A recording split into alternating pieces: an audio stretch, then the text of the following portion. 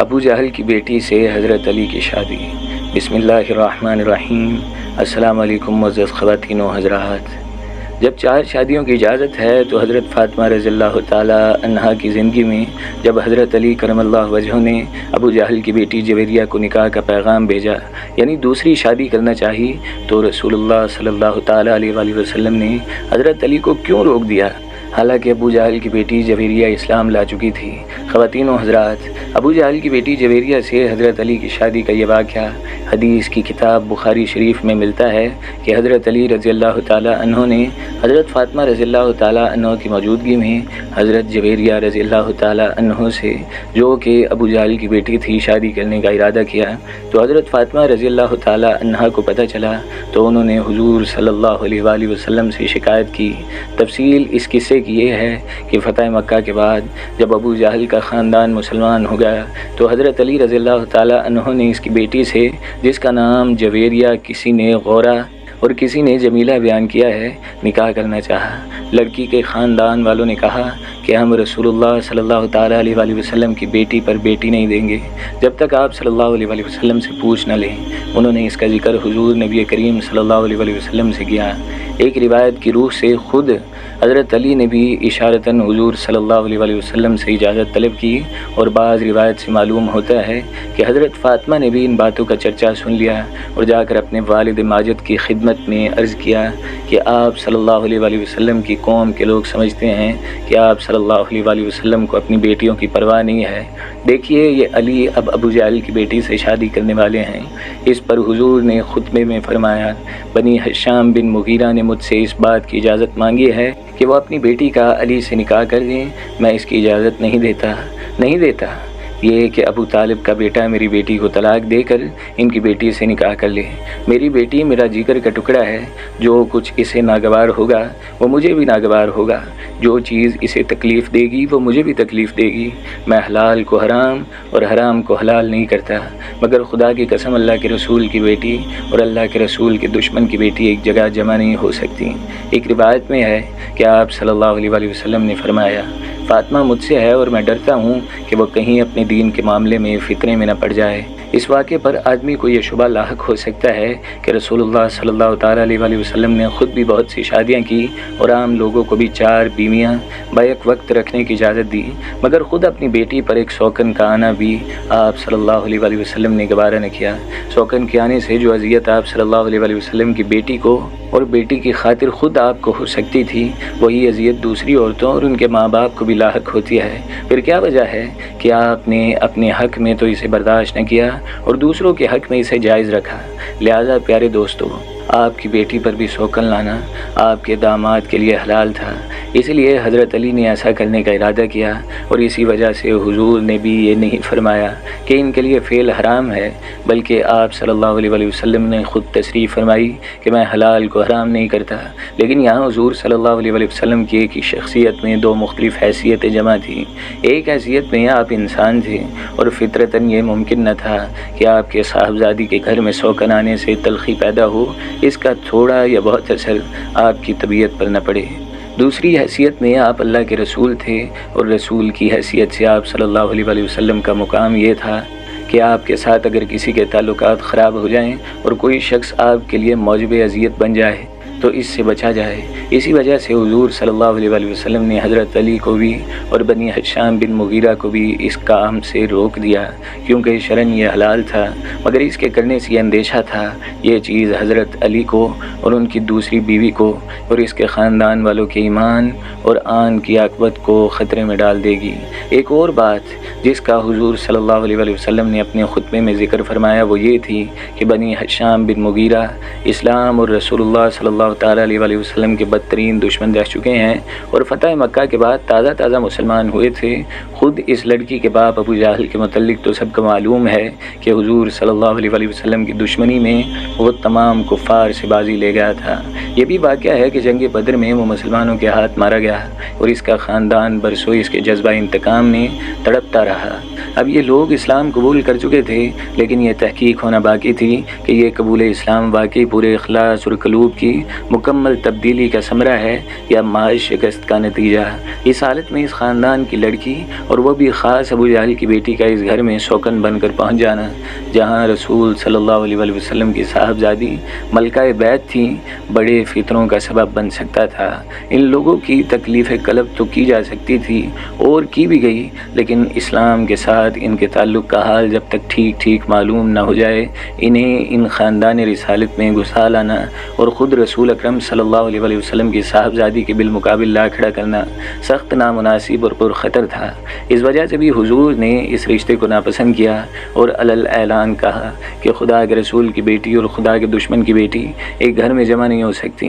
اس بات کی طرف بھی آپ صلی اللہ علیہ وآلہ وسلم نے اشارہ فرما دیا کہ اس سے فاطمہ رضی اللہ تعالی عنہا کے فطرے میں پڑنے کا اندیشہ ہے۔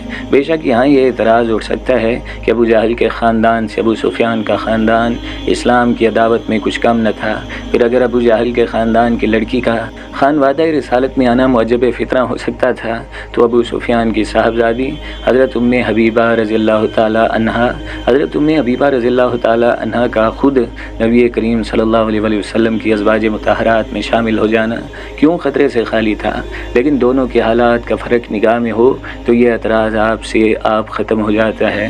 حقیقت یہ ہے کہ ابو جہل کی لڑکی اور ام المومنین حضرت ام حبیبہ رضی اللہ تعالی عنہا کا سرے سے کوئی مقابلہ ہی نہیں۔ ابو جہل کی لڑکی اور اس کے چچا اور بھائی سب کے سب فتح کے بعد ایمان لائے۔ اس کے بارے میں یہ امتحان ہونا بھی باقی تھا کہ ان کا ایمان کسی حد تک اخلاص پر مبنی ہے اور کہاں تک اس میں شکست کا اثر ہے، بخلاف اس کے کہ حضرت ام حبیبہ رضی اللہ تعالی عنہا اس بڑے سے بڑے امتحان سے گزر کر جو اکابر صحابہ میں سے بھی کم ہی کسی کو پیش آیا تھا، اپنے کمال اخلاص اور اپنی صداقت ایمانی کا پورا ثبوت دے چکی تھی۔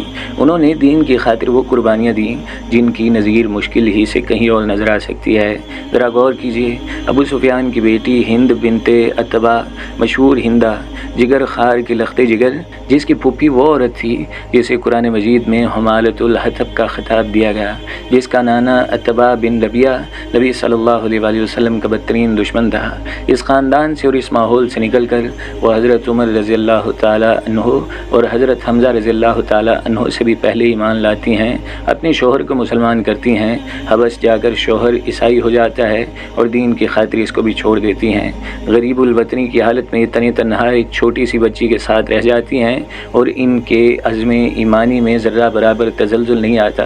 کئی برس اس حالت میں جب گزر جاتے ہیں اور ایک بے سہارا خاتون دیار غیر میں ہر طرح کے مصائب جھیل کر یہ ثابت کر دیتی ہے کہ دین کو جس پائے کا خلوص، جس مرتبے کی سیرت اور جس درجے کا کردار مطلوب ہے وہ سب یہاں موجود ہے، تب نبی صلی اللہ علیہ وآلہ وسلم کی نگاہ انتخاب آپ پر پڑتی ہے اور آپ حبشی میں ان کو نکاح کا پیغام بھیجتے ہیں۔ غزوہ خیبر کے بعد وہ حبش سے واپس آ کر حرم نبی میں داخل ہوتی ہیں۔ اس کے تھوڑی مدت بعد قریش صلح حدیبیہ کی خلاف ورزی کے مرتکب ہوتے ہیں اور ان کا اندیشہ ہوتا ہے کہ نبی اکرم صلی اللہ علیہ وآلہ وسلم اب مکہ پر چڑھائی کر دیں گے۔ اس موقع پر ابو سفیان صلح کی بات چیت کے لیے مدینہ آتا ہے اور اس امید پر بیٹی کے ہاں پہنچتا ہے کہ اس کے ذریعے صلح کی شرائط طے کرنے میں سہولت ہوگی۔ برسوں کی جدائی کے بعد پہلی مرتبہ باپ سے بیٹی کو ملنے کا موقع ملتا ہے، مگر جب رسول اللہ صلی اللہ تعالیٰ علیہ وآلہ وسلم کے بستر پر بیٹھنے کا ارادہ کرتا ہے تو بیٹی فوراً یہ کہہ کر بستر سے اٹھا دیتی ہیں کہ رسول اللہ کے بستر پر ایک دشمن اسلام نہیں بیٹھ سکتا۔ ایسی خاتون کا خانوادہ رسالت میں داخل ہونا تو ہیرے کا ہار میں ٹھیک اپنی جگہ پا لینا تھا۔ اس سے کسی فتنے کے رونما ہونے کا کوئی بہترین امکان نہیں تھا، وہم بھی نہیں ہو سکتا۔ البتہ اس لڑکی کا اس خاندان میں آنا ضرور فتنے کا باعث ہو سکتا تھا، جسے اور جس کے خاندان کو صرف فتح مکہ نے اسلام میں داخل کیا تھا اور اسلام میں آئے ہوئے جس کو ابھی صرف چند مہینے ہی ہوئے تھے۔ اس کے بارے میں سوال پیدا ہو سکتا تھا کہ اسلام اور نبی صلی اللہ علیہ وآلہ وسلم کی عداوت کے اثر سے اس کا اور اس کے خاندان والوں کا دل پوری طرح پاک ہوا ہے یا نہیں۔ پیارے دوستو، سیدہ فاطمہ رضی اللہ تعالی عنہا حضور صلی اللہ علیہ وآلہ وسلم کی سب سے چھوٹی صاحبزادی ہیں۔ حضرت فاطمہ کی پیدائش کے وقت آپ صلی اللہ علیہ وآلہ وسلم کی عمر مبارک 41 سال تھی۔ حضرت فاطمہ رضی اللہ تعالی عنہا مکہ مکرمہ میں پیدا ہوئیں۔ ان کی پرورش اور تربیت سیدہ خدیجہ رضی اللہ تعالی عنہا نے کی اور حضور صلی اللہ علیہ وآلہ وسلم نے فرمائی اور انہی کی نگرانی میں سن شعور کو پہنچی۔ مسلم شریف میں ہے کہ سیدہ فاطمہ رضی اللہ تعالی عنہا جس وقت چلتی تھی تو آپ کی چال ڈھال اپنے والد امام الانبیاء کے بالکل مشابہ ہوتی تھی۔ ماہ رجب 2 ہجری میں سیدہ فاطمہ رضی اللہ تعالیٰ عنہا کا نکاح حضرت علی المرتضیٰ سے ہوا اور نکاح کا مہر 400 مشکال مقرر کیا گیا۔ نکاح کے وقت سیدنا علی کی عمر 21 یا 24 برس اور سیدہ فاطمہ کی عمر 15، 18 یا 19 سال تھی۔ اس نکاح کی تقریب میں صحابہ اکرام رضوان اللہ اجمعین کی بڑی تعداد شریک تھی۔ سیدنا ابوبکر صدیق، سیدنا عثمان اور دیگر صحابہ اکرام رضوان اللہ اجمعین شامل تھے۔ حضور صلی اللہ علیہ وآلہ وسلم نے فرمایا کہ فاطمہ جنت کی عورتوں کی سردار ہے، بلکہ آپ صلی اللہ علیہ وآلہ وسلم کا فرمان ہے کہ فاطمہ میرے جگر کا ٹکڑا ہے، جس نے اسے تنگ کیا اس نے مجھے تنگ کیا، اور جس نے مجھے تنگ کیا اس نے اللہ کو تنگ کیا، جس نے اللہ کو تنگ کیا اور قریب ہے کہ اللہ تعالیٰ اس کا محافظہ کرے گا۔ ناظرین، یہاں یہ بھی جان لیجیے کہ حضرت فاطمہ رضی اللہ تعالیٰ عنہا کے مہر کی مقدار کے متعلق چند روایات وارد ہوئیں، جن کا اخلاص یہ ہے، کلام یہ ہے کہ حضرت فاطمہ کا مہر 500 یا 600 درہم کے درمیان تھا۔ درہم چاندی کا ایک سکہ ہوا کرتا تھا جو عموماً 2.975 گرام چاندی پر مشتمل ہوتا۔ ناظرین، تمام روایات کو جمع کرنے کے بعد جنت میں ساری عورتوں کی سردار کا جہیز صرف چند چیزوں پر مشتمل تھا: ایک چارپائی، ایک بچھونا، ایک چمڑے کا تکیہ جس میں کھجور کی چھال بھری ہوئی تھی، ایک چکی، بعض روایات میں 2 چکیوں کا تذکرہ بھی ہے، 2 مشکیزیں جس کے ذریعے کنویں وغیرہ سے پانی بھر کے لایا جاتا۔ حضرت فاطمہ نبی اکرم صلی اللہ علیہ وآلہ وسلم کی سب سے پیاری اور چہیتی صاحبزادی تھی۔ ان کو نبی اکرم صلی اللہ علیہ وآلہ وسلم نے جنت کی عورتوں کی سردار بتایا ہے۔ ان کی شادی کی سادگی سے نبی اکرم صلی اللہ علیہ وآلہ وسلم نے انجام دی کہ حضرت علی نے نکاح کا پیغام دیا۔ آپ نے حضرت فاطمہ کے سامنے اس کا تذکرہ کیا، آپ خاموش رہیں جو رضامندی کی دلیل ہوا کرتی ہے۔ آپ نے حضرت علی رضی اللہ تعالیٰ عنہ کے نکاح کے پیغام کو قبول فرمایا اور چند صحابہ کی موجودگی میں نکاح پڑھا دیا۔ چند ماہ بعد سادگی کے ساتھ رخصتی ہو گئی۔ کتب حدیث و تاریخ میں مذکور ہے کہ رسول اکرم صلی اللہ علیہ وآلہ وسلم نے حضرت فاطمہ کو جو جہیز دیا تھا وہ در حقیقت اسی رقم سے خریدا ہوا تھا جو حضرت علی نے انہیں بطور مہر ادا کی، اور جہیز بھی انتہائی مختصر تھا، جس کے لیے حضور اکرم صلی اللہ علیہ وآلہ وسلم نے نہ کسی سے ادھار لیا، نہ اس کی فہرست لوگوں کو دکھائی، اور نہ جہیز کی چیزوں کی تشہیر کی۔ آج بیشتر لوگ جہیز میں بڑھ چڑھ کر حصہ لیتے ہیں، خواہ اس کے لیے کتنی بھی رقم ادھار لینی پڑ جائے، اور نہ چاہتے ہوئے بھی ہر شخص کسی نہ کسی حد تک اس میں مبتلا ہے، جس کی اصلاح کی اشد ضرورت ہے، کیونکہ جہیز کی کثرت کی وجہ سے بے شمار لڑکے اور لڑکیاں شادی سے رکے رہتے ہیں، اور سماج میں متعدد بیماریاں پھیلنے کا سبب بھی جہیز ہے۔ لڑکے یا ان کے گھرانے کی طرف سے اب جہیز کے لیے متعین سامان یا پیسوں کا عموماً مطالبہ بھی ہونے لگا ہے۔ نیز جہیز دینے کے پیچھے ایک دوسرے سے سبقت لے جانے کا جذبہ بھی کار فرما ہوتا ہے، خواہ اس کے لیے ناجائز طریقوں سے مال حاصل کر کے ہی خرچ کرنا پڑے، جو جائز نہیں ہے۔ اللہ تعالی ہم سب کی اس مہلک بیماریوں سے حفاظت فرمائے۔ حضرت فاطمہ کی رخصتی صرف اس طرح ہوئی کہ حضرت ام ایمن کے ساتھ نبی اکرم صلی اللہ علیہ وآلہ وسلم نے ان کو دلہا کے گھر بھیج دیا۔ یہ دونوں جہاں میں سب سے افضل بشر کی صاحبزادی کی رخصتی تھی، جس میں نہ دھوم دھام، نہ پالکی اور نہ روپوں کے بکھیر، نہ حضرت علی گھوڑے پر سوار ہوئے، نہ حضرت علی نے بارات چڑھائی، نہ آتش بازی کے ذریعے اپنا مال پھونکا۔ دونوں طرف سے سادگی سے کام لیا گیا، قرض ادھار لے کر کوئی کام نہیں کیا گیا۔ آج ہم سب حضور اکرم صلی اللہ علیہ وآلہ وسلم سے محبت کے دعوے کرتے ہیں، لیکن ان کی اتباع اور اقدامیں اپنی اور خاندان کی ذلت و عار سمجھتے ہیں۔ حضرت علی رضی اللہ تعالیٰ عنہ نے دوسرے روز مختصر اپنا ولیمہ کیا، جس میں سادگی کے ساتھ جو میسر آیا کھلا دیا۔ ولیمہ میں جو کی روٹی، کھجوریں، حریرہ، پنیر اور گوشت تھا۔ حضرت علی رضی اللہ تعالیٰ عنہ کے پاس کوئی خادم یا خادمہ نہیں تھی، اس لیے حضور اکرم صلی اللہ علیہ وآلہ وسلم نے حضرت فاطمہ اور حضرت علی کے درمیان کام کو اس طرح تقسیم کر دیا تھا۔ حضرت فاطمہ رضی اللہ تعالیٰ عنہ گھر کے اندر کام کیا کرتی تھیں، مثلاً چکی سے آٹا پیسنا، آٹا گوندنا، کھانا پکانا اور گھر کی صفائی وغیرہ، اور حضرت علی رضی اللہ تعالیٰ عنہ گھر سے باہر کے کام انجام دیا کرتے ہیں۔ ایک مرتبہ حضور اکرم صلی اللہ علیہ وآلہ وسلم کی خدمت میں کچھ غلام اور بانیاں آئیں تو حضرت علی نے حضرت فاطمہ رضی اللہ تعالیٰ عنہا کو مشورہ دیا کہ اس موقع پر تم حضور اکرم صلی اللہ علیہ وآلہ وسلم کی خدمت میں جا کر ایک خادمہ کا مطالبہ کرو جو تمہارے گھروں ضروریات میں تمہارے ساتھ تعاون کر سکے۔ چنانچہ حضرت فاطمہ رضی اللہ تعالیٰ عنہا اسی گھر سے حضور اکرم کی خدمت میں حاضر ہوئیں۔ اس وقت آپ کی خدمت میں کچھ لوگ حاضر تھے، اس لیے حضرت فاطمہ واپس آ گئیں۔ بعد میں حضور اکرم حضرت فاطمہ کے گھر تشریف لائے تو اس وقت حضرت علی وہاں موجود تھے۔ حضور اکرم نے دریافت فرمایا کہ فاطمہ تم اس وقت مجھ سے کیا کہنا چاہتی تھی؟ حضرت فاطمہ تو حیا کی بنا پر خاموش رہیں، لیکن حضرت علی انہوں نے عرض کیا کہ یا رسول اللہ، چکی پیسنے کی وجہ سے فاطمہ کے ہاتھوں میں چھالے اور مشکیزہ اٹھانے کی وجہ سے جسم پر نشان پڑ گئے ہیں۔ اس وقت آپ کے پاس کچھ خادم ہیں تو ان میں سے ان کو ایک فرما دیجئے کہ آپ سے خادم طلب کرنے گئی تھیں تاکہ اس مشقت سے بچ سکیں۔ حضور اکرم صلی اللہ علیہ وسلم نے سن کر فرمایا کہ اے فاطمہ، کیا تمہیں ایک ایسی چیز نہ بتا دوں جو تمہارے لیے خادم سے بہتر ہے؟ جب تم رات کو سونے لگو تو 33 بار سبحان اللہ، 33 مرتبہ الحمدللہ اور 34 مرتبہ اللہ اکبر پڑھ لیا کرو۔ غرض یہ کہ آپ نے اپنی چہیتی بیٹی کو خادم یا خادمہ نہیں دی، بلکہ اللہ تعالیٰ کی جانب سے اس کا بہترین بدلہ یعنی تسبیحات عطا فرمائی۔ ان تسبیحات کو امت مسلمہ تسبیح فاطمہ کے نام سے جانتی ہے۔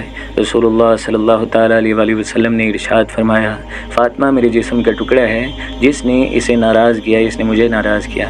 دوسری روایت میں آپ صلی اللہ علیہ وآلہ وسلم نے ارشاد فرمایا، حضرت فاطمہ رضی اللہ تعالیٰ عنہا کے رنج سے مجھے رنج ہوتا ہے اور اس کی تکلیف سے مجھے تکلیف ہوتی ہے۔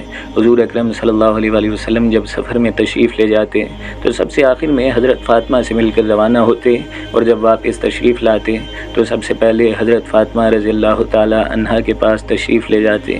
حضرت حذیفہ رضی اللہ تعالیٰ عنہ فرماتے ہیں کہ میں نبی اکرم کی خدمت میں حاضر ہوا۔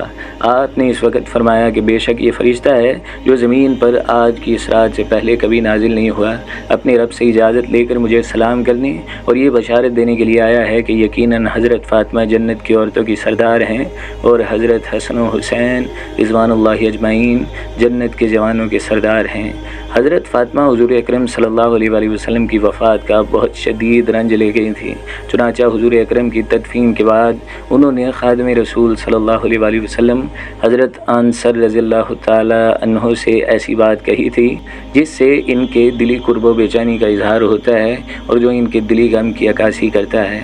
حضرت فاطمہ نے فرمایا، اے انصر، رسول اللہ صلی اللہ تعالیٰ علیہ وآلہ وسلم کے جسم اطہر پر مٹی ڈالنا تم لوگوں نے کس طرح گوارا کر لیا؟